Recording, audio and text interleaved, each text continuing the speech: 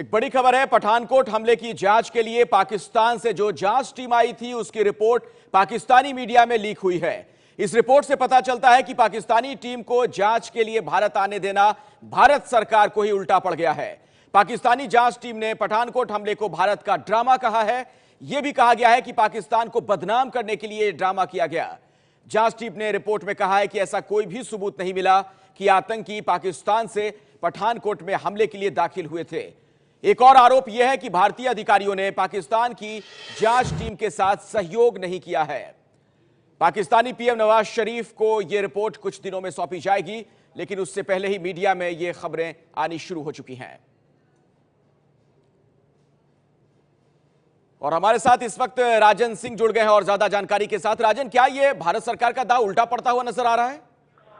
निश्चित तौर पर अखिलेश, जिस तरीके से पाकिस्तान मीडिया में अगर रिपोर्ट किया है कि रिपोर्ट लीक जो हुई है, तो निश्चित तौर पर पाकिस्तान ने एक बार फिर से पलटी मारी है। और जो पाकिस्तान की टीम जब यहां आई थी तो उस वक्त पाकिस्तान की टीम ने यह माना था कि भारत ने पुख्ता सबूत दिए हैं, लेकिन वहां जाकर अगर कोई और रिपोर्ट मीडिया में लीक की जाती है और दूसरे तरह की रिपोर्ट तैयार की जाती है, तो इससे एनआईए के अधिकारियों का कहना है कि ये पाकिस्तान का नकारात्मक रवैया है। जिस तरीके से जांच करने के लिए आई थी पाकिस्तान की टीम और उस दौरान पुख्ता सबूत दिए गए थे, पाकिस्तान को एक बार आधिकारिक तौर पर इस तरह की रिपोर्ट देने के लिए, बयान देने के लिए चुनौती दी है एनआईए के अधिकारियों ने। उसके बाद एनआईए के अधिकारियों का ये कहना है कि वो ये बताएंगे कि क्या क्या सबूत दिए गए थे और पाकिस्तान ने किस तरीके से माना था कि जो घुसपैठ हुआ था वो पाकिस्तान से हुआ था, हमलावर पाकिस्तान से आए थे और हमले की साजिश को पाकिस्तान में रची गई थी और इसमें जैश के बड़े बड़े जो आतंकी हैं वो शामिल रहे हैं। दरअसल एनआईए का ये कहना है कि जिस तरीके से एनआईए ने यह मांग की है कि एनआईए की टीम पाकिस्तान जाकर जांच करना चाहती है, मौलाना मसूद अजहर और उसके भाई रऊफ के वॉइस सैंपल मांगे गए हैं और साथ ही यह भी मांग की गई है कि एनआईए की टीम को पाकिस्तान जाने की इजाजत देनी चाहिए। तो उससे लगता है कि पाकिस्तान में एक तरीके से बदलाव आया है और पाकिस्तान ने इस तरह की रिपोर्ट तैयार की है ताकि भारतीय टीम पाकिस्तान जांच करने के लिए न जा सके और इसी तरीके पाकिस्तान ने एक बार फिर से पलटी मारी है। अखिलेश। राजन सिंह, शुक्रिया इस जानकारी के लिए आपका। तो पाकिस्तान की मंशा एक बार फिर से सवालों के घेरे में है और एक बार फिर से पाकिस्तान का वही रवैया। हमारे साथ इस वक्त दिनेश शर्मा जुड़ गए हैं, बीजेपी के नेता हैं आप। दिनेश जी, क्या कहेंगे अब आप? पाकिस्तान का एक बार फिर से वही रवैया।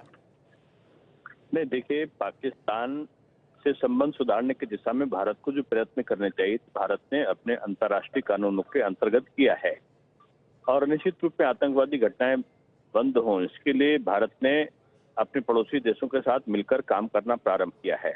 अब प्रश्न है पाकिस्तान की विश्वसनीयता का। अगर पाकिस्तान किसी प्रकार का अविश्वसनीय कार्य करता है तो अंतर्राष्ट्रीय जगत में उसकी बदनामी होगी और जो दुनिया उसको आज उसके लिए वीटो कर रही है कल उसके बारे में सोचने के लिए मजबूर होंगे।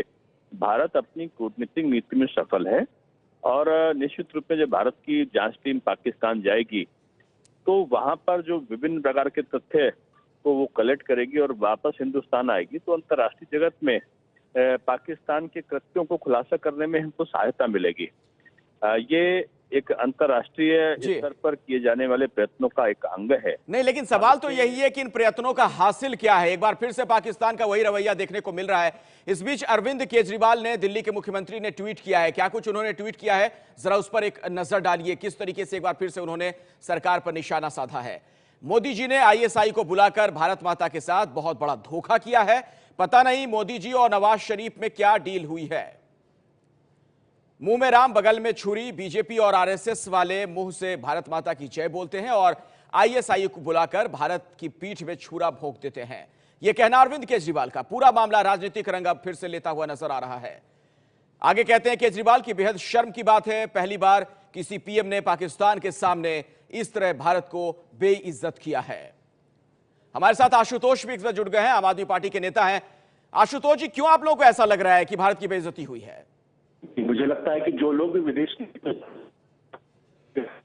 आईएसआई का हिंदुस्तान में क्या रोल रहा है, आईएसआई किस तरीके से हिंदुस्तान के अंदर आतंकवाद की तबाही मचाती रहती है, ये वही आईएसआई है जिसके बारे में जो बीजेपी जब विपक्ष में हुआ करती थी तो जमकर उसकी आलोचना करती थी और पाकिस्तान से रिश्ते तोड़ने की बात किया करती थी। आज उसी आईएसआई को अपने देश के अंदर बुलाकर पठानकोट पे जिसमें उसका रोल है उससे इन्वेस्टिगेट करा रहे हैं, यानी जिन्होंने खुद आतंकवादी गतिविधियों को अंजाम दिया उनसे कह रहे हैं कि आप जांच करिए और ये पता करिए किन्होंने किन्होंने आतंकवादी गतिविधियों का अंजाम दिया है। तो इस और उसी पठानकोट में जांच करने वाले अधिकारी तंजिल का खुलेआम कत्ल होता है, दिन दहाड़े कत्ल होता है, और वहां पर देश के प्रधानमंत्री और देश के किसी मंत्री के पास जाने का वक्त नहीं होता है। तो ऐसे में आप आईएसआई को बुलाकर ट्रीटमेंट देते हैं। अब फिर तंजिल अहमद आशुतोष, मैं जवाब लेता हूं। दिनेश शर्मा मेरे साथ है, बीजेपी के नेता। क्या आपको लगता है कि कोई चूक हुई है दिनेश जी? देखिए, आशुतोष जी का वक्तव्य राजनीतिक विद्वेषपूर्ण भावनाओं से ग्रसित है। मैं समझता हूं जब दोनों देशों के प्रतिनिधि एक दूसरे देश में आ रहे हैं तो किसकी टीम में कौन रहेगा इसका निर्धारण दूसरा देश नहीं किया करता। भारत की जब टीम जाएगी तो पाकिस्तान को यह अधिकार नहीं होगा कि भारत की टीम में कौन कौन जांच में रहेगा, कौन खुफिया एजेंसी का है, कौन सीबीआई का है। नहीं, लेकिन क्या आपको यह लगता है कि वो आईएसआई जिसका नाम, दिनेश जी, वो आईएसआई जिसका नाम कई बार भारत में आतंकवादी घटनाओं में सामने आ चुका है, उसके अधिकारी इस पूरे मामले में जांच के लिए आए, ये सही है? क्या आपको ऐसा लगता है? प्रसिद्ध हैं दिनेश जी। और नहीं, मैं कह रहा हूं कि ये भी घटना घटी नहीं है, उसके पहले ही चर्चा प्रारंभ हो गई है। ये इस प्रकार का वातावरण पहले से तैयार करना ये दिखाता है कि वैदेशिक नीति में जो सफल हैं, मोदी जी इस प्रकार से अरब में गए और आसपास के देशों में गए, उनको जो सम्मान और जो सकारात्मक नहीं दिनेश जी, मेरा सवाल ये है आपसे, एक मिनट सवाल तो सुन लीजिए सर। दिनेश शर्मा जी, सवाल सुन लीजिए। सवाल आईएसआई के अधिकारी को लेकर है कि आईएसआई का अधिकारी भारत में जांच के लिए क्यों आता है? वो आईएसआई जिसका नाम कई बार भारत में हुई आतंकवादी घटनाओं में सामने आ चुका है। पाकिस्तानी जांच दल आया है, उसमें कौन है कौन नहीं है इसका निर्धारण पाकिस्तान के सरकार के द्वारा किया जाएगा और उनको भारत अपना तथ्य देगा कि आपने ये गलत काम किया है। उन तथ्यों के आधार पर हम अंतर्राष्ट्रीय जगत पर अपनी बात को मजबूती के साथ रख सकते हैं। ठीक है, मजबूती के साथ अपनी बात रखिए, लेकिन क्या आपको नहीं लगता है कि एक बार फिर से पाकिस्तान पर भरोसा करना हमारे लिए एक चूक साबित हुई है? जिस तरह से अब खबरें आ रही हैं कि वहां ये कह रही है कि जांच दल की तरफ से ये, दिनेश जी, वहां पर पाकिस्तान में जांच दल की तरफ से ये बातें कही जा रही हैं कि दरअसल हमें गुमराह किया गया, हमें वहां पर जांच में कोई सहयोग नहीं दी गई और ये सब भारत का एक प्रोपेगेंडा है। सीमाओं पर भी दिया है और कूटनीतिक रूप में भी दिया है। इसलिए आज पाकिस्तान की वो स्थिति पहले की अपेक्षा नहीं रही है कि वो अपनी बात को वो मजबूती के साथ रख सके। आज पाकिस्तान को हर बात में अंतर्राष्ट्रीय जगत में झुकना पड़ता है। तो ये अंतर्राष्ट्रीय जगत में पाकिस्तान झुके इसलिए ये प्रयास किया गया, आपका ये कहना है? निश्चित रूप में पाकिस्तान आज प्रत्येक क्षेत्र में, चाहे वो सीमाओं पर चौकसी के मामले में हो, चाहे भारत के द्वारा उनके आतंकी गतिविधियों को मुंहतोड़ जवाब देने के बारे में हो, चाहे लेकिन पाकिस्तान तो मान ही नहीं रहा है दिनेश जी। एक बार फिर से पाकिस्तान डिनायल मोड में है। पाकिस्तान मान कहाँ रहा है? यहां से जो जांच टीम वापस गई है जेआईटी, उसका साफ तौर पर यह कहना है कि पाकिस्तान से कोई दहशतगर्द आया नहीं था हिंदुस्तान में। नहीं, उनके कहने से नहीं होता। हमने उनको सबूत प्रदान करे हैं और उनको मजबूती के साथ अपनी बात रखी है। भारत ने अपना पक्ष रखा है उनके सामने और वो सबका खुलासा पूरी दुनिया में हुआ है। और ये एक बहुत बड़ी संभावना और सफलता है कि भारत ने पाकिस्तान को मजबूर किया है कि अपने वहां के आतंकी गतिविधियों से लिप्त लोगों को वो नजर। शुक्रिया दिनेश शर्मा जी एबीपी न्यूज से बात करने के लिए।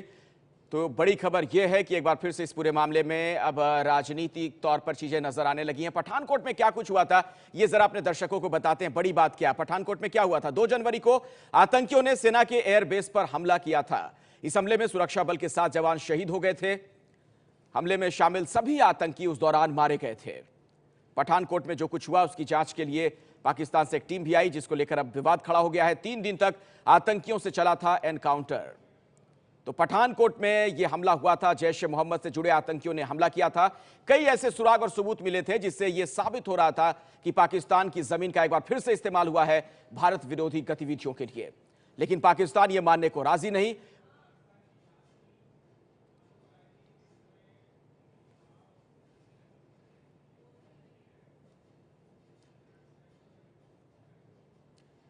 और इस बीच आपको बताते हैं कि जो जांच दल वहां से आई थी पठानकोट मामले में जांच के लिए, उसमें आप देखिए ये तस्वीरें भी हम आपको दिखा रहे हैं। तंजील अहमद नजर आ रहे हैं उस टीम के साथ जिनकी हत्या हो गई। कई सवाली से खड़े हुए हैं। तंजील अहमद को आप इन तस्वीरों में देख सकते हैं। जो पाकिस्तान से जांच दल यहां पर आया था उसके साथ तंजील अहमद भी नजर आए थे। इन तस्वीरों में आप देख सकते हैं भारत की तरफ से एनआईए के जो लोग थे उनमें तंजील भी शामिल थे।